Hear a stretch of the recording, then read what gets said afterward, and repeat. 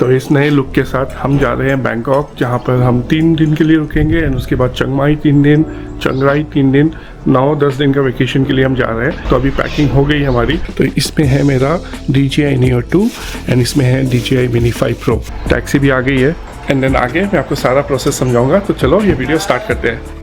इस वीडियो में हम कवर करेंगे कुछ बहुत ही इंपॉर्टेंट टॉपिक्स जो कि काफ़ी सब्सक्राइबर मुझसे पूछते हैं, जैसे कि कैसे आप अपना ड्रोन थाईलैंड में रजिस्टर कर सकते हो, क्या अगर ड्रोन दूसरे कंट्री से लेकर आ रहे हो तो भी रजिस्टर करना पड़ेगा, रजिस्ट्रेशन कहाँ और कैसे करें।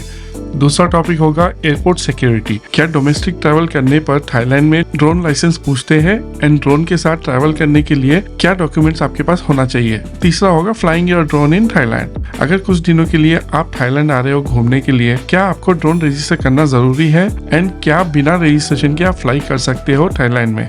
एंड हमारा लास्ट टॉपिक रहेगा क्या NBTC एंड CAT का रजिस्ट्रेशन जो आप थाईलैंड में करते हो इंडिया में या कोई दूसरे कंट्री में वैलिड होगा, क्या आप इंडिया जाने के समय NBTC एंड CAT का रजिस्ट्रेशन दिखाकर इंडिया का कस्टम्स क्रॉस कर सकते हो। तो ये सारा हम टॉपिक इस वीडियो में कवर करेंगे, तो एंड तक जरूर देखना। There are 2 types of registration in almost every country. एक है डिवाइस रजिस्ट्रेशन जो कि NBTC के साथ होता है, दूसरा है ड्रोन पायलट रजिस्ट्रेशन जो कि CAT के साथ होता है। प्लस आपको 1 मिलियन बात का ड्रोन इंश्योरेंस भी लेना होगा। Don't worry, the insurance is not very expensive, कुछ 200-300 बात में हो जाता है वो। अगर आप ड्रोन परचेस कर रहे हो थाईलैंड के अंदर या कोई ड्रोन बाहर कंट्री से थाईलैंड में लेकर आ रहे हो लेकिन आप फ्लाई नहीं करने वाले हो थाईलैंड में, then you just have to register your drone with NBTC। अगर आप नया ड्रोन परचेस कर रहे हो तो स्टोर पर ही रजिस्ट्रेशन हो जाएगा। अगर आप ड्रोन बाहर कंट्री से लेकर आ रहे हो तो आपके पास 30 डेज है, विद इन 30 डेज आपको NBTC वेबसाइट पर जाकर ड्रोन अपना रजिस्टर करना पड़ेगा। NBTC रजिस्ट्रेशन का फीस होता है 214 बात, कुछ स्टोर पर 300 to 400 बात भी चार्ज करते हैं for the services they provide. लेकिन अगर आप थाईलैंड में ड्रोन फ्लाई करना चाहते हो, चाहे वो नया ड्रोन हो या बाहर किसी और कंट्री से आप लेकर आए हो, आपको NBTC plus CAT plus drone का इंश्योरेंस लेना होगा। ड्रोन का रजिस्ट्रेशन, पायलट का रजिस्ट्रेशन विद इंश्योरेंस का कॉस्ट ऑलमोस्ट होगा 1100 to 1600 बात, depending on the drone size.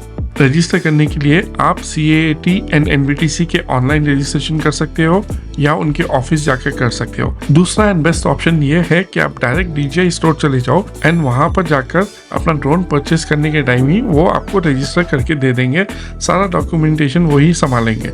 अगर आप ड्रोन बाहर कंट्री से लेकर आ रहे हो, यूज ड्रोन है, तो वो भी आप लेकर DJI स्टोर जा सकते हो। कुछ स्टोर्स आपको हेल्प करेंगे आपकी NBTC एंड CAT का रजिस्ट्रेशन कंप्लीट करने में। ट्रस्ट मी, ये वाला ऑप्शन सबसे बेस्ट है to save your time and all the hassles you will go through with NBTC website और द ऑफिस। सो अभी हो रहा है चेक इन। ये मेरे ड्रोन बैग, कैमरा बैग है, इसमें भी एक ड्रोन है, इसमें भी एक ड्रोन है, लेकिन हम ये चेक इन करवा रहे हैं। मैंने इस बार चेक इन बैगेज में ड्रोन नहीं रखा है, अपने हैंड बैग में बैटरीज, रिमोट, ड्रोन सारा इसी में है। तो अभी चेक इन कम्प्लीट करते हैं। 14 kgs।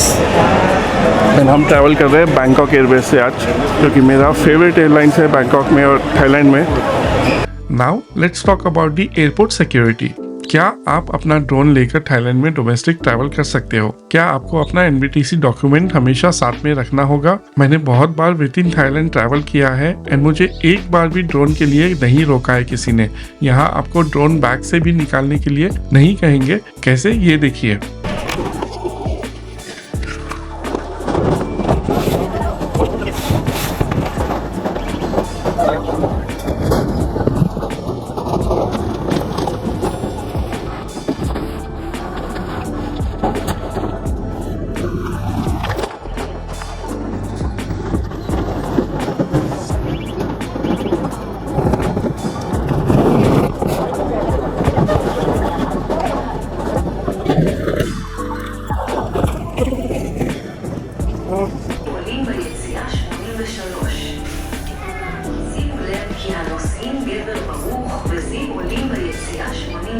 एंड हो गया बोर्डिंग का, चेक इन हो गया, बोर्डिंग अभी करते हैं।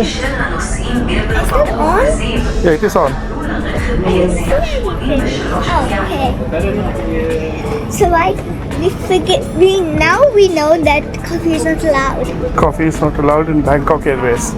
Other flights you can take it. Huh? Other flights you can take it. It doesn't make sense to do that way. Yeah, I don't know why. तो domestic travel करने के लिए simple सा प्रोसेस है, कोई आपको चेकिंग नहीं होगा, वो आपको बैग से निकालने के लिए भी नहीं बोलेंगे, ना आपको डॉक्यूमेंटेशन पूछा जाएगा। बट फिर भी क्योंकि आपको ऑनलाइन कॉपी मिलता है आपका एनबीटीसी का या CAAT का लाइसेंस, वो आप सॉफ्ट कॉपी अपने साथ रखना ताकि अगर इन केस कोई पूछे तो आप वो बता सको। So this is how I travel now.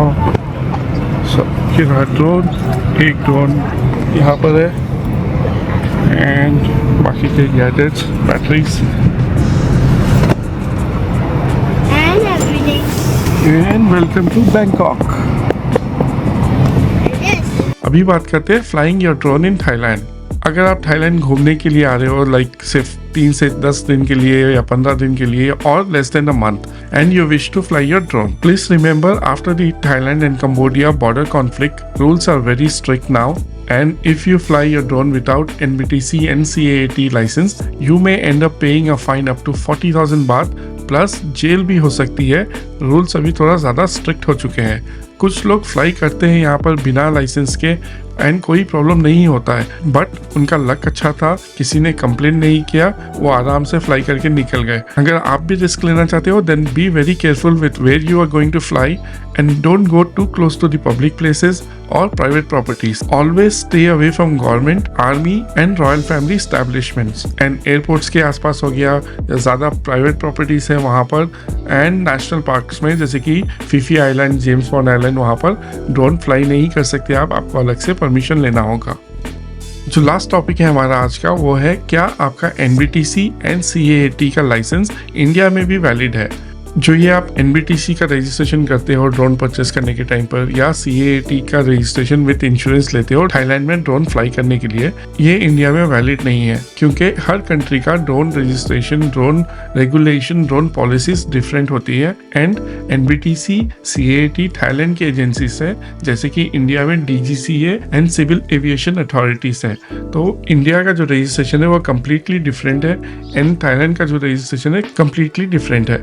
आप थाईलैंड का रजिस्ट्रेशन लेकर वियतनाम, मलेशिया वहाँ भी फ्लाई नहीं कर सकते हो, या मलेशिया का रजिस्ट्रेशन लेकर थाईलैंड में फ्लाई नहीं कर सकते हो।